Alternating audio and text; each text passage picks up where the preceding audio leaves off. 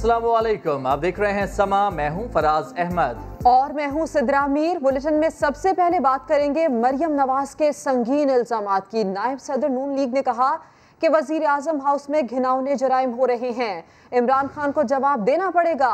Islamabad high court के बाहर media से गुफ्तगू में मरियम नवाज ने कहा कि इदारों को बुलाकर कहा जाता है फलां को अंदर करो, फलां के खिलाफ मुकदमा बनाओ। उन्होंने मजीद कहा जस्टिस फाइज ईसा के साथ जो हुआ, अदलिया से दरखास्त है कि इस मामले को खुद देखे। जजेस को ब्लैकमेल करके उनसे गलत फैसले लिए गए, ये बहुत संगीन मामला है, हम इसको नहीं जाने देंगे। पाकिस्तान की 73 साल की तारीख में किसी सिटिंग प्राइम मिनिस्टर के ऑफिस के अंदर इस किस्म के घिनौने जराइम का इर्तिकाब नहीं हुआ। एक दहशतगर्द जो प्राइम मिनिस्टर हाउस में इस वक्त बैठा हुआ है, इदारों को इन्वॉल्व करके उनके सरबराहों को प्राइम मिनिस्टर ऑफिस में बुला के, डरा के, धमका के ये कहा जाता है फलां को अंदर करो, फलां के खिलाफ मुकदमा बनाओ, नहीं भी बनता तो बुलाओ। इससे भी बड़ी बात यह है जो जस्टिस काजी फाइज ईसा के साथ हुआ। प्राइम मिनिस्टर हाउस के अंदर बैठकर आपने उसके खिलाफ साजिश की, आपने कहा उसको गिरफ्तार करो। इमरान खान ने प्राइम मिनिस्टर हाउस जैसे जगह का इस कदर गलत इस्तेमाल किया, जवाब उनको देना पड़ेगा। जस्टिस शौकत अजीज सदीकी साहब को भी इंसाफ दिया जाए। जुडिशरी से ये रिक्वेस्ट करूंगी जो काजी फाइज ईसा साहब के साथ हुआ उसके ऊपर जुडिशल कमीशन बनाएं। काजी फाइज ईसा साहब के केस में इमरान खान के ऊपर इल्जामात लगे, दहशतगर्दी का मुकदमा मेरे खिलाफ बनता है या इमरान खान के ऊपर बनता है। जजेस को ब्लैकमेल करके गलत फैसले उनसे लिए, ये बहुत संगीन मामला है। अदलिया से भी ये रिक्वेस्ट करूंगी इस मामले को खुद देखें, हम इसको नहीं छोड़ेंगे, आखिर तक लेके जाएंगे। मरियम नवाज के इल्जामात पर हुकूमत का जवाबी वार। शहजाद अकबर कहते हैं नवाज खानदान ने अदलिया का जितना एहतराम किया पूरी कौम जानती है। शहबाज गिल बोले सजा याफ्ता बीबी मोअज़्ज़ज़ अदलिया को डिक्टेट करने की कोशिश कर रही हैं। एहतसाब को सियासी इंजीनियरिंग का नाम देना शर्मनाक अमल है। फिरदौस आशिक अवान ने बशीर मेमन के इल्जामात को झूठ करार दे दिया। वो इल्जामात अब लगे हैं जो बशीर मेमन साहब की गवाही कल आई है, मैंने कभी पाकिस्तान की तारीख में ऐसा नहीं सुना। बशीर मेमन के इंटरव्यू की बुनियाद पर मरियम नवाज के वजीर आजम पर इल्जामात, मुशीर और मुआवनीन का सख्त रद्द अमल आ गया। फिरदौस आशिक अवान ने बशीर मेमन के इल्जामात को झूठी कहानियां करार दे दिया। ट्वीट किया कि मर्जी का ओहदा ना मिला तो बशीर मेमन हुकूमत पर भड़ास निकाल कर इदारे को बदनाम कर रहे हैं। मुशीर दाखिला शहजाद अकबर ने ट्विटर पर लिखा, मोहतरमा आप और आपके खानदान ने अदलिया का जितना एहतराम किया है वो पूरी कौम जानती है। आपके अब्बू ने गुंडों से चीफ जस्टिस और सुप्रीम कोर्ट पर हमला कराया। गौहर अयूब से कहा चीफ जस्टिस सज्जाद अली शाह को हथकड़ी लगाने का तरीका निकालो। आपके चचा शहबाज शरीफ ने जस्टिस कयूम पर मनपसंद फैसले के लिए दबाव डाला। मुआविन खुसूसी शहबाज गिल का कहना है सजा याफ्ता बीबी मुअज़्ज़ज़ अदलिया को डिक्टेट करने की कोशिश कर रही हैं। जजों को वीडियोस के जरिए ब्लैकमेल करने की कोशिश पुरानी हो गई। एहतसाब को सियासी इंजीनियरिंग का नाम देना शर्मनाक अमल है। वज़ीर मुमलिकत बराए मौसमियाती तब्दीली ज़रताज गुल ने मरियम नवाज को नफ्सियाती मरीज़ा करार दे दिया। कहा लीगी रहनुमा रोज़ बयान बदलती हैं, इनके जहन में अब भी वज़ीर आज़म हाउस के ख्वाब हैं। ज़रताज गुल ने बशीर मेमन पर भी तनकीद की। प्रेस कॉन्फ्रेंस में क्या कहा, आइए आपको सुनवाते हैं। मरियम नवाज जो हैं एक नफ्सियाती मरीज़ा हैं और नफ्सियाती उलझनों का शिकार हैं और बहुत ही उनकी तकब्बुराना ज़हनियत है। मरियम साहिबा किसी अच्छे नफ्सियाती डॉक्टर के पास जाएं, अपना इलाज करवाएं। लाहौर के अंदर 3 मुआवजात पे 1480 किनाल जो ज़मीन है वो उनके पास मरियम नवाज के पास कहाँ से आई। फिर जो उनसे नैब की कोर्ट सवाल करती है तब तो वो पथराव शुरू कर देती हैं। जिस दिन उनकी पेशी होती है, जिस दिन उनकी ज़मानत होती है, जिस दिन उनकी गिरफ्तारी होती है, हर रोज़ उनके बयानात उसके मुताबिक चेंज होते रहते हैं। आपके जहन में अभी तक वज़ीर आज़म हाउस के ख्वाब नज़र आते हैं। हर रोज़ ये एक नए अब्बू की तलाश में रहती है, क्योंकि जारी बात है अपने वालिद मोहतरम तो इश्तहारी मुजरिम है, एब्सकॉन्डर हैं। लंदन में जाके अल्ताफ़ भाई की सीट जो है वो संभाल के बैठे हुए हैं, भगोड़े हैं। आसिफ अली जरदारी को अपना नया अबू बनाया, लेकिन आपको पता है कि उन अबू ने सेनेट के इलेक्शन में उल्टे हाथ से कान के नीचे रख के जो इनको लगाई है, जो इनके साथ किया है, तो इनके होश ठिकाने आ गए हैं। ये चैप्टर भी भी क्लोज हो गया तो उनको एक चौथे अब्बा की तलाश शुरू हो गई और अब पूरे PMLN की जो सियासत है वो बशीर मेमन साहब के चौखट के ऊपर आ गई है। और बशीर मेमन साहब रिटायरमेंट के बाद वैसे भी इसी नए नौकरी की तलाश में हैं। और ऐसे में शहबाज शरीफ ने बशीर मेमन के इल्ज़ामात की तहकीकात का मुतालबा कर दिया। कहते हैं साबिक DGFIA के इंकशाफात मेरे दरीना मौक़िफ़ की तस्दीक करते हैं। मुस्लिम लीग नून के सदर शहबाज शरीफ ने अपने बयान में कहा, बशीर मेमन के इमरान खान से मुतालिक इंकशाफात शर्मनाक, तशवीशनाक, अफसोसनाक और काबिल मजम्मत हैं। पहले ही कह दिया था कि नैब न्यासी गठजोड़ कायम है जो नून लीग के खिलाफ बेबुनियाद मुकदमात बनाने और कायदीन को जेल भिजवाने के लिए सरगर्म है। शहबाज शरीफ ने बशीर मेमन के इंकशाफात की तहकीकात करवा कर मुलव्वस किरदारों के खिलाफ कानूनी कार्रवाई का मुतालबा भी किया। और दूसरी जानिब वज़ीर-ए-आज़म के मुशीर एहतसाब शहजाद अकबर ने साबिक DGFIA बशीर मेमन की इल्ज़ाम तराशी पर 50 करोड़ रुपए हर्जाने का नोटिस भेज दिया है। शहजाद अकबर ने अपने वकील के तवस्सुत से बशीर मेमन को कानूनी नोटिस भिजवाया। हत्या इज़्ज़त ऑर्डिनेंस 2002 की ज़ैली शिक 8 के तहत अरसाल नोटिस में साबिक DGFIA के इल्ज़ामात को बेबुनियाद करार दिया गया है। वकील का कहना है कि बशीर मेमन ने मन घड़त और बेबुनियाद इल्ज़ामात आयद करके शहजाद अकबर की साख को नुकसान पहुंचाने की कोशिश की है। नोटिस में कहा गया है कि बशीर मेमन इल्जाम तराशी पर गैर मशरूत माफी मांगे, बसूरत दीगर हर्जाने के लिए कानूनी चाराजोई की जाएगी। बलोचिस्तान का महाज हरीफों पर लफ्जी वार, तफसीलात कुछ ही देर। अब बात करते हैं JUI के सरबराह मौलाना फजलुर रहमान के कौमी सलामती से मुताल्लिक गैर जिम्मेदाराना बयान की। इस्लामाबाद में तकरीब के दौरान गुफ्तगू करते हुए फजलुर रहमान ने चोरी छुपे कश्मीर का सौदा करने का इल्ज़ाम लगा दिया। कहते हैं हम 24 घंटे भी जंग लड़ने के काबिल नहीं रहे। ये नौबत आ गई है कि भारत की मिन्नतें की जा रही हैं। कौम से झूठ बोला जा रहा है कि भारत बात करना चाहता है। उनकी गुफ्तगू आपको सुनवा देते हैं।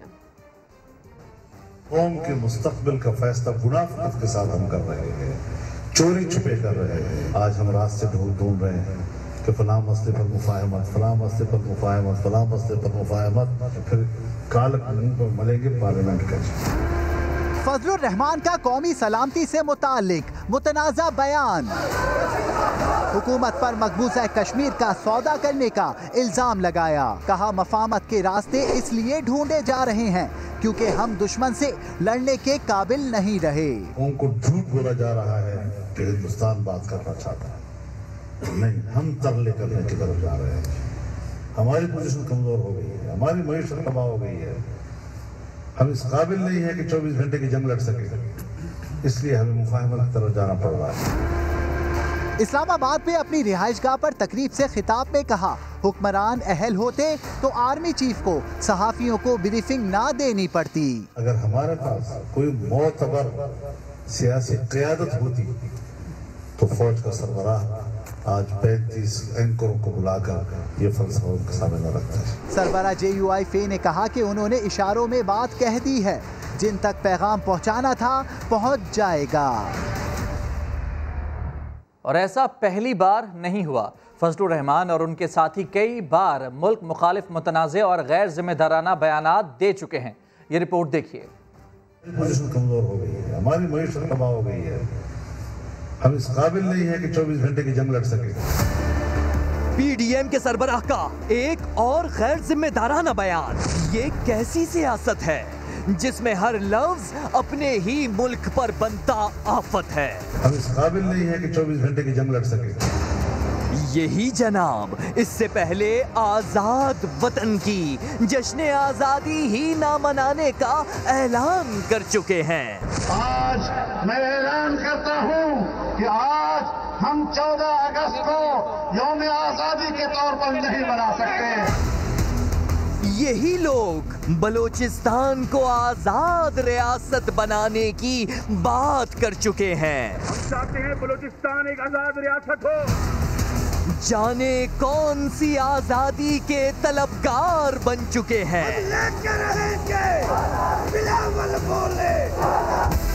कौमी जुबा पर भी वार कर चुके हैं। उर्दू लंगवा फ्रांका है लेकिन हमारी अपनी जुबान नहीं है।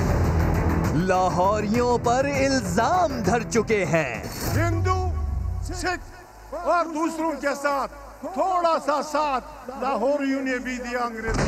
टूट फूट गई है पीडीएम, मगर वतने अजीज के खिलाफ बयान जुबां पर लाने की जुर्रत बार बार कर चुके हैं। खबरों में आगे देखिए, बदलते बयानात। वजीर आज़म इमरान खान ने बलूचिस्तान में शाहराहों की तामीर के मंसूबों का संगे बुनियाद रख दिया। अपने खिताब में साबिक हुक्मरानों पर लफ्जी गोलाबारी भी की। कहते हैं साबिक हुक्मरानों ने लंदन के अमीर तरीन इलाकों में जायदादें बनाई, वहाँ महल्लात बनाए जहाँ बरतानिया का वजीर आज़म भी जायदाद नहीं खरीद सकता। छोटा सा तबका मुल्क पर कब्जा करके बैठा है। पाकिस्तान तब तरक्की करेगा जब निचला तबका तरक्की करेगा। हमारी जब गवर्नमेंट 2013 में पख्तूनख्वा में आई, पख्तूनख्वा का सबसे बुरा हाल था। जो सारी वॉर ऑन टेरर का नुकसान हुआ था वो कबायली इलाके में और पख्तूनख्वा में नुकसान हुआ। सबसे ज्यादा कैजुअल्टीज दहशतगर्दी वहाँ थी। जो उस वक्त का प्राइम मिनिस्टर था वो जाके तकरीरें करता था कि बड़े वादे किए थे, नया पाकिस्तान और नया पख्तूनख्वा, किधर है वो? हेल्थ कार्ड सबसे पहले पख्तूनख्वा में हम अपने दौर में लेके आए, अस्पताल हमने ठीक किए, एजुकेशन सिस्टम पे पूरा जोर लगाया, फिर गवर्नेंस के अंदर पुलिस सिस्टम। उसका फायदा ये हुआ कि लोगों ने खुद आके वोट दी, 2/3 अक्सरियत से अब जीते। उसकी सबसे बड़ी वजह UNDP की रिपोर्ट के अंदर आई। उस UNDP की रिपोर्ट में ये आया कि जिस सूबे में सबसे तेजी से गुर्बत कम हुई थी वो पख्तूनख्वा में थी। जिस सूबे में अमीर और गरीब में फासले कम हुए थे वो पख्तूनख्वा में हुए। एक और UNDP की रिपोर्ट में आया है कि एलीट कैप्चर है पाकिस्तान में। एक छोटा सा एलीट मुल्क के वसाइल के ऊपर कब्जे करके बैठा हुआ है और गरीब गरीब होता जाता है। और छोटा सा तबका वो आज उसके पास पैसा है जो कि बड़े बड़े अमीर तरीन मुल्क भी उनका मुकाबला नहीं कर सकते। हमारे जो हुक्मरान हैं उनके पास जो प्रॉपर्टीज हैं लंदन, क्योंकि मैं जानता हूँ उस इलाके में प्रॉपर्टीज ली हैं कि बरतानिया का प्राइम मिनिस्टर भी वहाँ प्रॉपर्टी नहीं खरीद सकता। इस्तीफों की सियासत और हुकूमत को जल्द घर भेजने की उजलत ने अपोजिशन को कहीं का ना छोड़ा। पीपल्स पार्टी और नून लीग में इख्तलाफात ने पहले PDM की हवा निकाल दी और अब लीगी कायदीन खुद कन्फ्यूजन का शिकार हो गए। मरियम नवाज कभी कुछ और कभी कुछ कह रही हैं, अपनी बातों की खुद ही तरदीद करने लगी हैं। इनकी हरकतें हैं, मुझे तो बिल्कुल ऐसा नहीं लग रहा कि ये बजट के बाद भी सर्वाइव कर सकते हैं। पीपल्स पार्टी की जानिब से सिंध हुकूमत तोड़ने और इस्तीफे न देने के इल्जामात पर पीपल्स पार्टी को ही सूरत हाल का जिम्मेदार ठहरा दिया। अगर पीपल्स पार्टी इस्तीफों में शामिल हो जाती तो इस वक्त तक की हुकूमत जा चुकी हो, इसलिए अब उनका ये कहना नहीं बनता। अगर PMLN या बाकी अपोजिशन इस्तीफे देगी और पीपल्स पार्टी इस्तीफे नहीं देती तो उसमें उस तरह वो जो हम उसके नतायज चाहते हैं वो नहीं आते। ये बहुत मुज़िका खेज बात है, ये मुझे इस किस्म की बातों का जवाब नहीं देना। मरियम नवाज कहती हैं कि मामला पीपल्स पार्टी और नून लीग का नहीं, मसला 22 करोड़ अवाम के हुकूक का है जिस पर वो कभी समझौता नहीं करेंगी। कराची में कौमी असेंबली की नशिस्त NA 249 में ज़िमनी इलेक्शन के लिए पोलिंग कल होगी। हल्के में 30 उम्मीदवार मैदान में हैं, जबकि सिक्योरिटी के सख्त इंतजाम किए गए हैं। इससे मुतालिक मजीद जानिए जमजम सईद की रिपोर्ट में।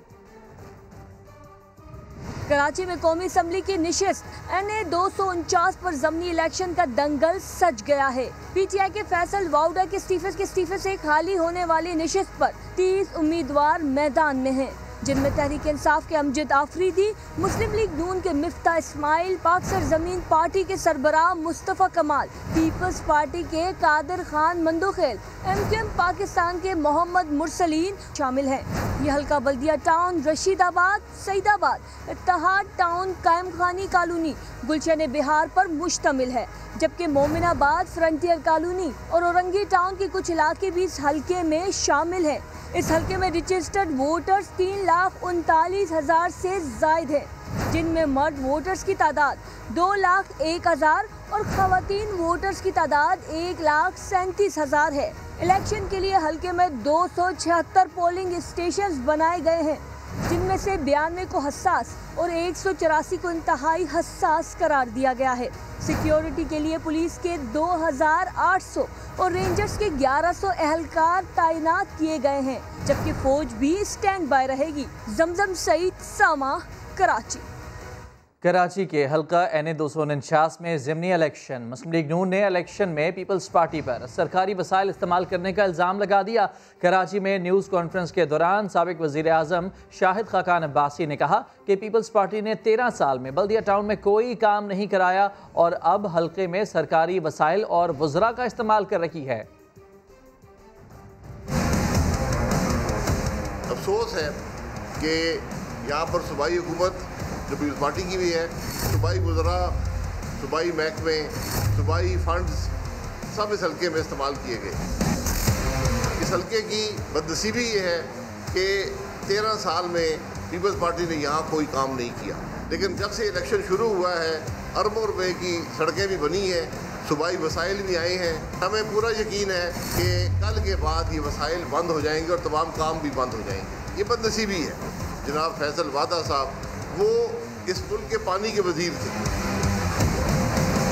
अगर वो अपने हल्के में 3 साल में पानी का बंदोबस्त नहीं कर सके तो वो मुल्क के मामलात पानी के क्या चलाएंगे। जो लोग न आवाम को पानी दे सके हैं, न सड़कें बना सके हैं, न गलियाँ बना सके हैं, जिन्होंने चीनी 115 की कर दी, आटा 70 रुपये का कर दिया, इन लोगों को इंशाअल्लाह कल वोट नहीं मिलेगा। चंद इलाके ऐसे हैं जहाँ पर खदशा ये है कि फायरिंग कराई जाएगी ताकि वोटिंग को रोका जाए। पोलिंग स्टेशन पर स्टाफ जो कि महकमा तालीम के लोग अक्सर होते हैं उनको रद्द-बदल किया जा रहा है और मखसूस लोगों को मखसूस पोलिंग स्टेशन पर तैनात करने की कोशिश की जा रही है। पेमेंट दे दी, खुदारा टेंट लगवा लो। माजरा जानिए इसी बुलेटिन में। विफाकी वजीर अली जैदी ने मिफ्ता इस्माइल को हट जाने का लीगल नोटिस भिजवा दिया। कहते हैं उनके टैक्स गोशवारे इलेक्शन कमीशन और ट्विटर पर मौजूद हैं। मिफ्ता बताए इस्माइल इंडस्ट्रीज उनसे इसका क्या ताल्लुक है। मिफ्ता अफगानिस्तान की मनी लॉन्ड्रिंग का भी जवाब दें। अगर टीवी के ऊपर बैठ के मिफ्ता इस्माइल साहब मेरे बारे में उल्टी सीधी बकवास करेंगे तो मैंने एक आध दफ़ा तो माफ़ कर दिया, लेकिन ये जो बार बार के उन्होंने तमाशा लगाया, परसों बैठ के टीवी पे कह रहे हैं कि मैं तो टैक्स पेयर ही नहीं। तो मिफ्ता इस्माइल साहब को चाहिए कि इलेक्शन कमीशन से या FBR से जहाँ से मर्जी या मेरे ट्विटर अकाउंट पे खुद जो मैंने टैक्स भरा वो गोशवारे जमा कराए वो खुद निकाल लें। और ये आपके गोशवारे एक्सपोर्ट के मेरे सामने पड़े हैं और ये मैं इंशाल्लाह कल मीडिया में रिलीज करूंगा। इस्माइल इंडस्ट्रीज लिमिटेड, इससे मिफ्ता साहब आपका क्या ताल्लुक है? और आप माशाल्लाह bubble gum, jelly bean, biscuit, chips बड़ी चीजें बनाते हैं। हल्के में भी बांट रहे थे अपनी फोटो लगा के। ये अफगानिस्तान जो आप भेजते हैं गुड्स डिक्लेरेशन फॉर्म 1 महीने के लिए वैलिड होता है एक्सपोर्ट से पहले। ये जो गुड्स डिक्लेरेशन फॉर्म है ये 2-2 साल बाद भी आप जमा कराते रहे हैं, 2-2 साल बाद भी, और सारे अफगानिस्तान के हैं।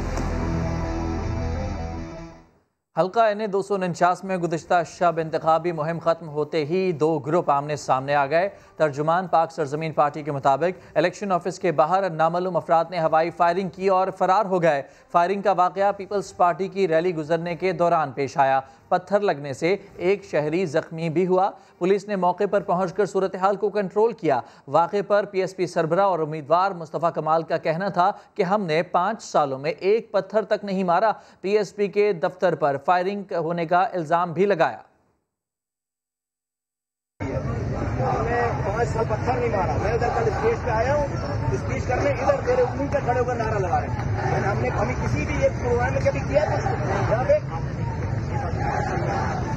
और मेरे ऑफिस पे आके फायरिंग करके गए। मैं बता रहा हूँ, जानते ही नहीं है, जानते ही नहीं है मुझे ये। NA 249 कराची के ज़िमनी इलेक्शन में कारकुनों की कमी के मसले का सामना है। तहरीक इंसाफ को कैंप लगाने के लिए भी कारकुन नहीं मिल रहे। रहनुमा PTI खुर्रम शेर जमान की ऑडियो टेप लीक हो गई जिसमें वो कारकुनान पर बरहमी का इजहार कर रहे हैं। लोगों को एहसास है कि इन कैंप्स को लगाने के ऊपर कितना पैसा खर्च हो रहा है, कितना एडवांस दिया है। अगर आप कैंप नहीं लगाएंगे तो टेंट वाले को क्या फ़र्क पड़ता है, उसको तो पेमेंट पूरी मिल गई है। अभी उसका फ़ोन आया फिर से मुझे UC 36 के बारे में, उसने मुझे बताया कि खाली 10 कैंप लगे हैं और बाकी वो आगे लग नहीं रहे हैं, कोई फ़ोन नहीं उठा रहा है। UC 35 के बारे में भी, 33 के बारे में भी। अब मुझे बताओ मैं किस तरह चलूँगा अगर इस तरह आप लोग करोगे तो। मैं सब तैयारी आपके लिए कर रहा हूँ, आप लोग जाके खड़े होकर टेंट लगवा भी नहीं सक रहे हो। आपने थोड़ी टेंट लगाना है, वो बंदा फ़ोन करो, उसका फ़ोन उठाओ, उसे टेंट लगवाओ। खुदा के लिए इस तरह मत करो यार। विफाकी हुकूमत कोरोना वैक्सीनेशन के हवाले से उम्र की पाबंदी खत्म करे। तर्जुमान सिंध हुकूमत मुर्तज़ा वहाब का मुतालिबा। कहा वैक्सीन मौजूद है लेकिन उम्र की पाबंदियों के बायस लोग मुश्किल में हैं। हम बार बार कहते रहे बहैसियत हुकूमत भी और बहैसियत शहरी भी कि एज की रिस्ट्रिक्शंस को ख़त्म करें। जो पाकिस्तानी भी अपने आप को वैक्सीनेट कराना चाहता है आप उसको वैक्सीन प्रोवाइड करें। ये जो आपने एक मंतक बनाई हुई थी कि 70 साल 60 साल 50 साल वैक्सीन अवेलेबल है, लेकिन अगर उस उम्र के लोग कन्विंस नहीं है, वो नहीं आना चाहते, तो आप किसी दूसरे पाकिस्तानी को क्यों डिप्राइव करते हैं। कोरोना वबा की तीसरी लहर के दौरान ऑक्सीजन की मांग बढ़ गई है। ऑक्सीजन बनाने वाली कंपनी की फरोख्त और मुनाफे में नुमाया इजाफा देखने में आया है। रवां साल 3 माह में 10 करोड़ से ज़ायद का खालिस मुनाफा हुआ। पाकिस्तान ऑक्सीजन लिमिटेड ने जनवरी से मार्च तक 1.5 अरब रुपए से ज़ायद की ऑक्सीजन फरोख्त की। कंपनी की ऑक्सीजन फरोख्त में 28% और खालिस मुनाफे में 6 गुना इजाफा हुआ। POL ने पिछले साल जनवरी से मार्च तक 1 अरब 19 करोड़ की ऑक्सीजन फरोख्त की। पाकिस्तान ऑक्सीजन को रवां साल 3 माह में 10 करोड़ 86 लाख रुपए का खालिस मुनाफा हुआ।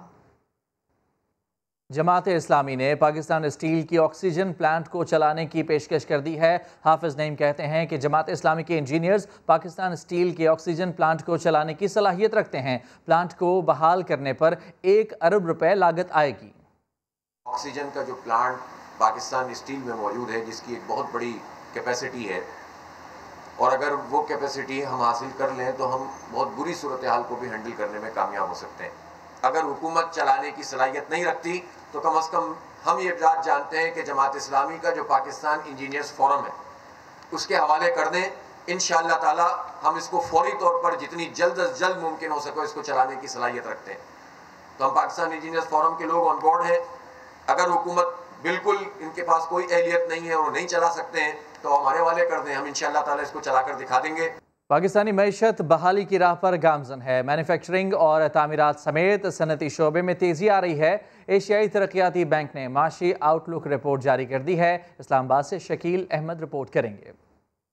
एशियाई तरक्याती बैंक की जानिब से पाकिस्तानी मईशत के लिए अच्छी खबर। मैन्युफैक्चरिंग और तामीरात समेत सनती शोबा तेजी से तरक्की करने लगा। एशियाई तरक्याती बैंक ने माशी आउटलुक रिपोर्ट 2021 जारी कर दी। रिपोर्ट में कपास की फसल में कमी और शदीद बारिशों की वजह से ज़राई शोबे की कारकर्दगी मुतासर होने का खदशा भी जाहिर किया गया है। ADB ने मुआशी सरगर्मियों में मजीद बेहतरी के लिए कोरोना वबा की रोकथाम को लाजमी करार दे दिया। हुकूमत को मशवरा दिया गया है कि अवाम को कोरोना वैक्सीन की फराहमी के अमल में तेजी लाई जाए। एशियाई तरक्याती बैंक के मुताबिक पाकिस्तानी मईशत इस साल 2% जबकि अगले साल 4% की शरह से तरक्की करेगी। फूड सप्लाई में बेहतरी, गंदम और चीनी पर सब्सिडी, जबकि अशियाए ज़रूरिया की कीमतों की सख्त निगरानी के जरिए मौजूदा माली साल महंगाई 8.7% की कम सतह पर रहने का इम्कान जाहिर कर दिया। ADB ने नौजवानों के लिए रोजगार के नए मौके पैदा करने के लिए छोटे और दरमियाने दर्जे के कारोबार को कर्जों की फराहमी पर जोर दिया है। भाईजान, मेहरबान, कदरदान, मेरी जान, बस आपकी थोड़ी सी तवज्जो चाहिए। हाँ तो जरा कान और दिल की खिड़कियां खोलकर खूब गौर से सुनिए। बात यह है भैया कि हरामखोरों की आ रही है शामत। अब न बचेंगे आवाम को नाजायज महंगा बेचने वाले, क्योंकि पीछे आ रहे हैं उनके समा वाले। फिर न कहना मियाँ कि खबर ना हुई। सलाम अलैकुम। तो जनाब 200 रुपये में बनने वाले जूते की कीमत 700 से 1000 रुपये। हील वाली जूती पर 1800 रुपये से जायद का मुनाफा।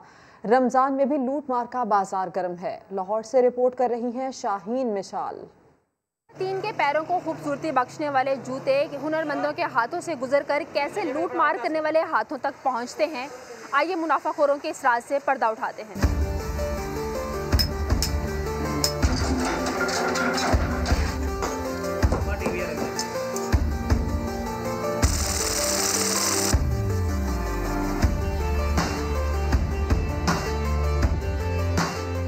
ईद के लिए 700 500 रुपए से 1000 रुपए वाली फैंसी चप्पल या 2500 से 3000 में बिकने वाला हील वाला जूता कितने में बन रहा है, जरा देखिए और हैरान हो जाइए। 700 से 1000 रुपए वाली चप्पल की लागत कहानी, इसमें 60 रुपए का तलवा, रैक्सीन 30 रुपए का, आराइशी सामान पर लगे 40 रुपए, दीगर अखराजात बने 30 और मजदूर को मिले सिर्फ और सिर्फ 20 रुपए और कुल खर्चा बना 180 रुपए। होलसेल डीलर ने उठाया 200 रुपए का और दुकानदार को मिला 230 रुपए का। 12 जोड़ों की तैयारी पे सब कुछ तैयार करना होता है, इसका बनवर तैयार करना होता है, सोल लगाना होता है, डिजाइन तैयार करना होता है, इसे पूरा फिनिश करके हमने 400 रुपए मिलता है। मटक मटक कर चलने में मदद देने वाली हील वाली जूती की दास्तान भी है निराली। 150 रुपए का तलवा, 60 रुपए की रैक्सीन, आराइशी सामान पर लगे 100 रुपए, दीगर अखराजात के 50 रुपए और मजदूर की किस्मत में बस 40 रुपए। हमें तो 10 रुपए मिलते हैं। असल मेहनत कारीगर की होती है, असल ये जो कमाई करते हैं वो रिटेलर करते हैं। होलसेलर को ये जूती 500 रुपए की मिली, दुकानदार को 600 से 650 रुपए में। इसके बाद लूटमार का जादू चला और खवातीन के पाँव में पहुंची तो बनी 2500 से 3000 रुपए में। लूटमार तो मची हुई है, लेकिन हमारी मजबूरी है कि हमें चाहिए तो हमने लेना ही लेना है। ये इस चीज़ का फ़ायदा उठाते हैं बस, और तो कोई बात नहीं है। इनको तो प्रॉफिट मिलता ही मिलता है। लूट मार करने वालों का रोना फिर भी जारी, और ये सब हैं शर्म से आरी। जैसे जैसे महंगाई ऊपर हो रही है, प्रॉफिट कम होता जा रहा है, कस्टमर प्राइस नहीं ऊपर दे रहा, प्राइस वही है 200 300, हद कोई जूते में 350 होता है। हम इसलिए 400 300 प्रॉफिट लेते हैं क्योंकि लिबर्टी के रेंट जो है ना बहुत ज़्यादा है। ठीक है, ये छोटे से डिस्प्ले का 6000 डेली बेस रेंट है। जायज मुनाफा कमाना और अच्छा कारोबार करना तो सबका हक है, लेकिन जब ये हक लूट मार में बदल जाए तो आवाम को हो जाना चाहिए होशियार। कैमरामैन अजहर इकबाल के साथ शाहीन मिशाल, समा, लाहौर। हमारे प्रॉफिट सल्लल्लाहु अलैहि वसल्लम ने फरमाया, वो गोश्त जन्नत में नहीं जा सकेगा जिसकी नशोनुमा हराम माल से हुई हो।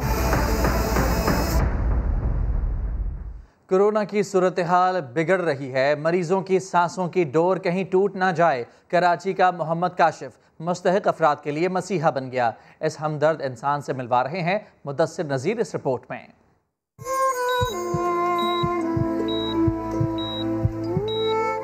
आपके पास परेशान आदमी का आता है तो उसके चेहरे पे परेशानी आया हो रही होती है बिल्कुल, और आप उसकी परेशानी को देखते हुए भी उसकी मदद ना करें तो आप इंसान नहीं। सांसें देने वाली ज़ात तो अल्लाह रब्बुल इज़्ज़त की है, हम तो एक बहुत छोटा सा वसीला है। मेरा नाम मोहम्मद काशिफ है और मैं तकरीबन 26-27 साल से ऑक्सीजन फील्ड से रिलेटेड हूँ। पिछले कोरोना के अंदर एक बहुत गरीब आदमी आया था, उसने सांसों की पूरी तरीके से भीख मांगी थी कि मेरे घर में मेरे बच्चे को ऑक्सीजन की ज़रूरत है और मेरी वालदा को कोविड हुआ है, तो उसके लिए उसने बहुत गिड़गिड़ा के भीख मांगी थी कि मुझे ऑक्सीजन दे दीजिए, और मेरे पास कोई पैसे पाए नहीं है, मैं कुछ भी पे नहीं कर सकता। तो हमने उसको कई अर्से तक ऑक्सीजन गैस दिए उसके घर में। फिर उसके घर से जब हमने सिलेंडर उठा लिया तो उसके बाद हमने फिर यही अपना एक इरादा बना लिया अपने दिल को कि हमने इस तरीके से मदद लोगों की करते रहनी है।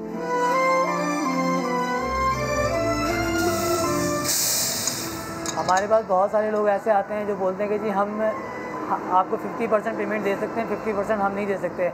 अगर फ़र्ज़ करें गैस 1500 रुपये की है तो वो बोलते हैं हम आपको 700 रुपये दे देंगे, 750 दे देंगे, 600 दे देंगे। हम बोलते हैं ठीक है। बाकी जो पेमेंट होती है वो हम अपने ज़कात फ़ंड में से हम उनकी तरफ ट्रांसफ़र कर देते हैं, यानी कि जो गैस हम उनको देते हैं आधे पैसे उनसे ले लेते हैं, बाकी आधे पैसे हम ज़कात में देते हैं। और बहुत से लोग ऐसे भी आते हैं जो बोलते हैं कि हम 1 रुपया भी नहीं दे सकते, हमें गैस चाहिए, तो हम उनको भी देते हैं और वो भी पैसे हम अपने ज़कात फ़ंड के अंदर शामिल कर देते हैं। देने से कभी कमी नहीं होती, देने से हमेशा दुगना मिलता है और दुगने से भी ज़्यादा मिलता है। अल्लाह रब्बुल इज़्ज़त कहता है तुम 1 दोगे मैं 70 से ज़्यादा दूंगा। हमें ऐसे भी फ़ोन आते हैं जो हम आधी रात को उठ के जाके 3 बजे रात को 4 बजे उठ के रात को जाके लोगों को सिलेंडर देकर आते हैं। वो आने के बाद इतनी पुरसुकून नींद आती है, जो पिछली नींद होती है वो तो हमारी ख़राब हो चुकी थी, लेकिन जो आने के बाद 2 घंटे की या 2.5 घंटे की नींद होती है वो ऐसी होती है कि जैसे हमने 2 दिन 3 दिन सो के उठे। कराची में कोई भी मुस्तहिक है वो हमसे रब्ता करें, हम उनकी जो भी ज़रूरत होगी उनकी मुश्किल आसान कर देंगे। मेरे बाबा लेकिन मिलावट नहीं करते। फिर तो तुम्हारे बाबा अल्लाह के दोस्त हैं, क्योंकि रसूल करीम सल्लल्लाहु अलैहि वसल्लम ने फरमाया रिज़्क़ हलाल कमाने वाला अल्लाह का दोस्त होता है। एक ब्रेक के बाद होंगी हेडलाइंस। देखते रहिए समा।